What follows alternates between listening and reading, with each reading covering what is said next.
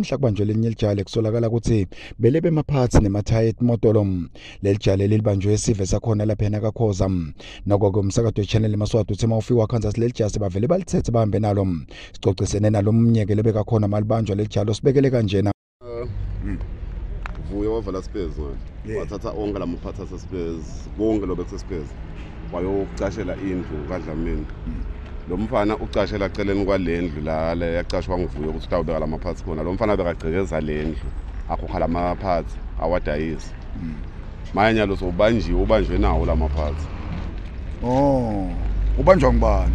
Angathi ke lo ubanjwe ngibani ngathi ubonwe ngimake ekuseni khona la kaDlamini aphuma phethe siphuma ambuta athi lapha endlini wendani ngoba indlu yavuyo. Waseyachaza umfana ukuthi hayi mina bengiwasha amateki ini wenda lamanga bekasola. Njengoba ichaza leli jaha leli baqhamuka nalo indiphethe lamaphathi esikhwameni.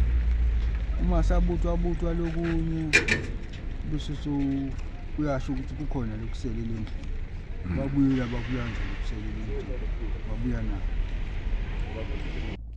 Liphoyisa lemango khona kakhoza umnumzane Philip akasithole naye sichazele ngako kubanjwa kwaleli jaha. Edinza bente Channel Maswati ngijustice wakaDlamini nanohlahla thwala sika Khoza.